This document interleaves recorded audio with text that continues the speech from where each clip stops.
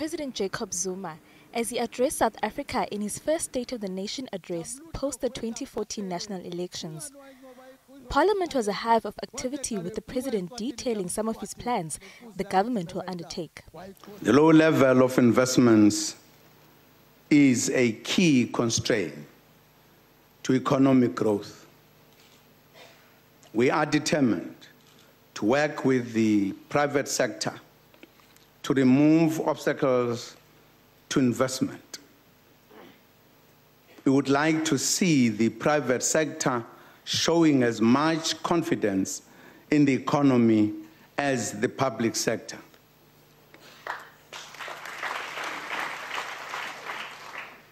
We will continue to engage business in promoting inclusive growth and to build a more prosperous society.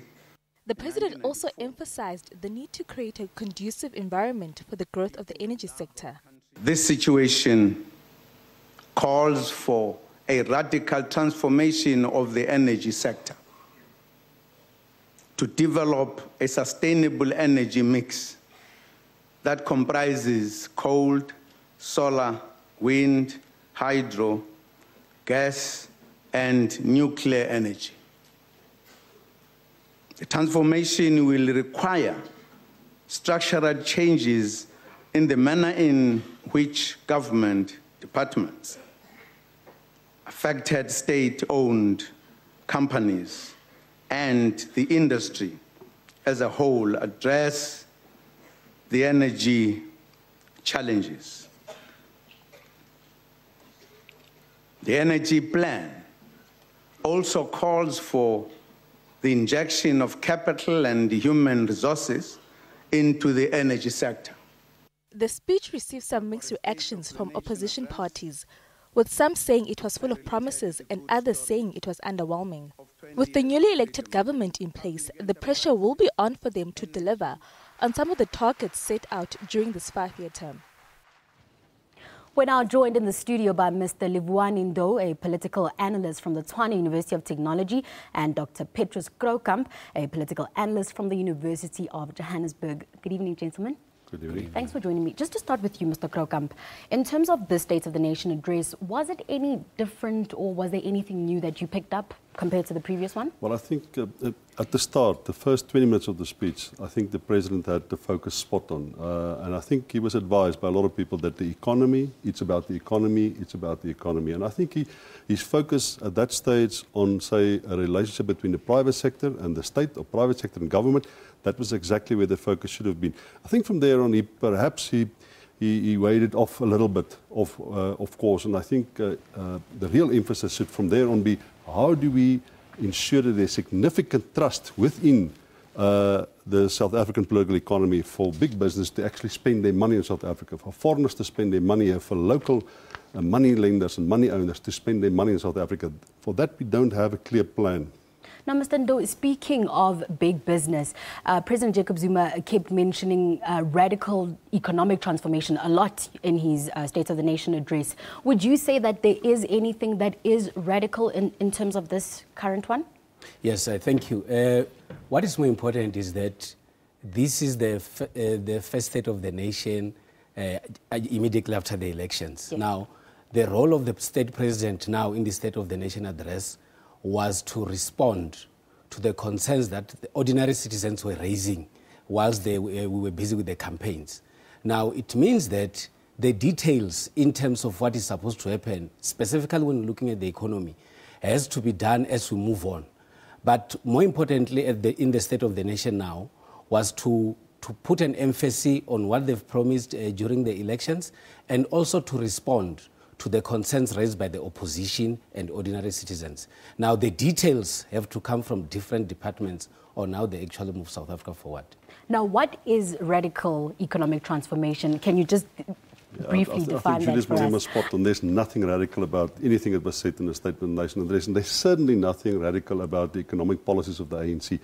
What I think the state has meant when they say radical, they mean that they will have to, in some other way, devise a plan and implement the plan immediately, because we cannot operate on a level of 1% economic growth. We have a radical approach towards growing the economy. But that doesn't mean we have a leftist approach. It doesn't mean we will have more state intervention or state control necessarily. But I think the underlying philosophy of government might be wrong, and that is that the assumption is that the state can industrialize the economy. Yes. The state can provide the infrastructure to industrialize the economy, but then you need somebody to spend money on that industrialization process, must invest money in that industrialization process. And I think that's where we have a serious problem in South Africa. We don't have the levels of trust to attract the amounts of foreign currency. And I think the President alluded to it. We don't have the relationship between the state and the economy as it is to really attract the direct foreign investment in South Africa and for South Africans to spend their money on labor. And that's the big problem. Do you think Deputy President Cyril Ramaphosa is going to become that link between business and the state and possibly help the country in terms of attracting that foreign direct investment and those foreign income that we need? Well, Deputy President Ramaphosa has got a very good experience in business, yes, and also as a politician. I think now it's time, as all of us are expecting him to do a lot for South Africa, it's time for him to use his experience in order to advance the cause of South Africa. But then also, conducive environment should be created for business to be able to flourish in the Republic. And this will actually require both of us, the government leaders and business, entering into partnership in order to move South Africa forward. Now, in terms of the energy plan, because that's big right now, Eskom has been facing a lot of challenges. Would you say this current energy plan is convincing? Well, I'm not sure that we do have an energy plan. One of the problems that we had in the past was, for instance, the legislation required to build a relationship between private suppliers and the government, private suppliers, the state. That legislation never came off the ground. And I think that's part of the problem. Because we're slow with legislation, because we're slow with implementation of policy, we have a shortage of energy in South Africa. And your big problem is that even if you have the money to invest in this economy, if you do not have the energy to get the manufacturing process going, you are not going to maximize your profit. So people will not invest money unless we get a better energy supply, cheaper energy supply, we get our ports going, we get our infrastructure, roads, railways, etc. going. The problem is that infrastructure now is lagging behind. It will take another 3 to 5, 6 years, even if we invest directly in that now. It might take another 5, 6, 7 years to get that up and running to the extent that we can actually accommodate any inflow of capital into South Africa. Now, speaking of energy, we have a new Minister of Energy. And what's your take on the rest of the cabinet? We have a lot of new ministers and a lot of people taking up different offices. Do you think they are ready to tackle the challenge of, economic growth in the country? It's a difficult one if you go to all of them individually. But now it goes back to the mandate that South Africans have given to the ruling party, the ANC, whether the ANC has taken a decision to appoint or to put correct people in the correct positions. What we need in South Africa now is not promises anymore. South Africans have waited for 20 years and South Africa wants to see the whole nation moving forward. Now it's upon the different ministers to ensure that they excel on their responsibilities. I'm told, as we all know, that they sign performance contracts. So it will be based on how they actually perform in the different departments. But I think we still have some chance to say maybe indeed South Africa will actually move towards the correct direction. Now, Dr. Croucamp, we can't speak about the State of the Nation address and the debates without putting the spotlight on the EFF, because they've become that, the radical face of politics. What's your take on their presence in Parliament? Do you think it's going to bring about that necessary debate? Well, one must be careful. The entrance was rather spectacular and dramatic. That we have to accept. But from here on, the whole Parliament or the whole National Assembly is now divided into committees and ad hoc committees and portfolio committees.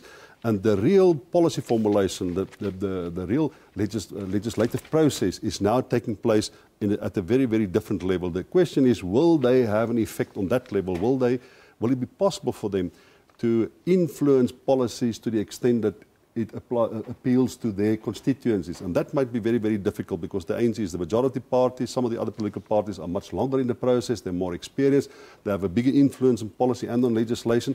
So the grandstanding might be over now within the next week or two. And then we will have to see, can they get down to work and can they influence policies in congruence or in compliance with the promises they made to their constituencies. Now, just moving on to the responses of the SONA in terms of what the other political parties had to say, do you think that the EFF will get to a point where they start to outshine the DA?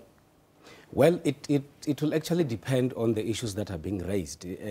The EFF mostly is putting an emphasis on the economy and pro-poor, and at the same time the DA has her own constituency that is supposed to service.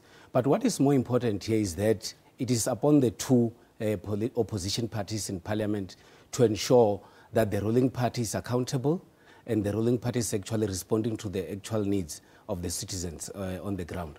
But more importantly is that it is very important that we've got a vibrant young EFF party in Parliament, and indeed we're going to have quite interesting parliamentary sessions in the next 5 years.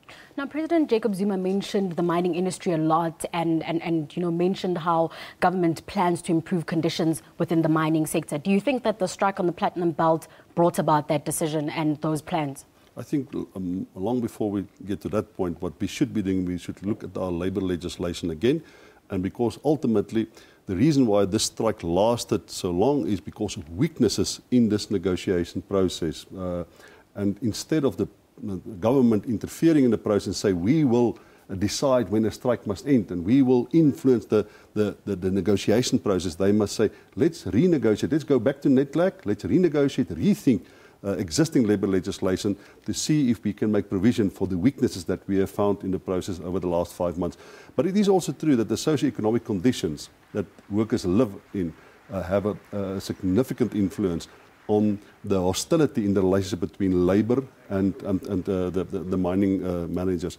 And I think there the state has a role to play, because it is true that the state is also has a responsibility as far as housing, services, electricity and social conditions is concerned. Not only the state, surely mining management as well, but the state also has a role to play there.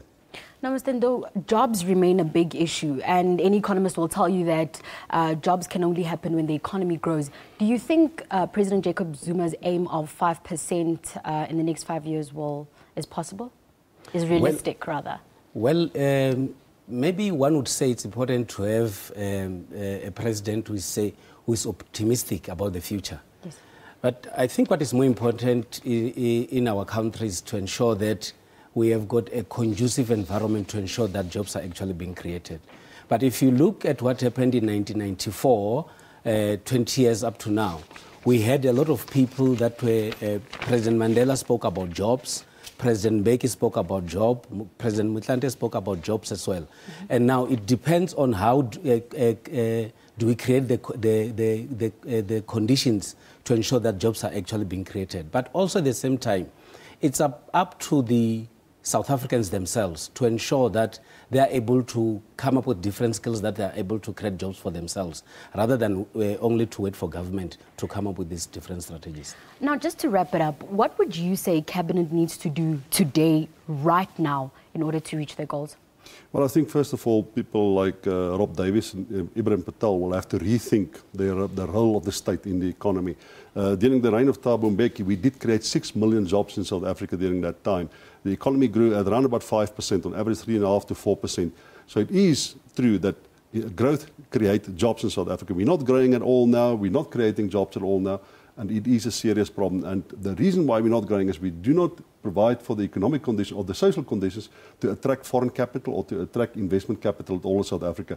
The state must move away from the economy. It must allow the economy the space and the air which will encourage foreign capital to flow into South Africa. The state can create jobs, but only to a limited extent. They cannot create wealth, and that's what we need in South Africa. And for you, Mr. Ndou, just briefly, what's your last word?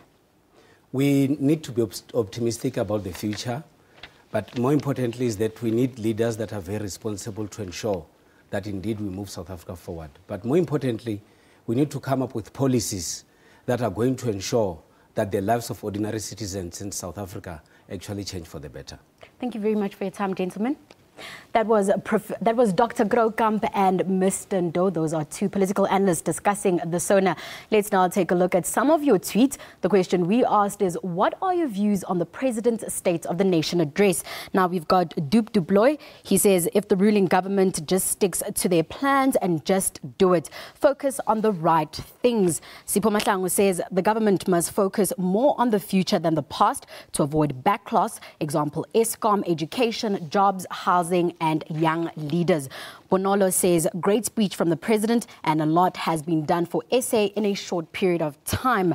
Judy Raydani says, other parties should assist the ruling party in implementing what they want instead of criticizing them. We'll have headlines followed by more stories when your world returns. Don't go away.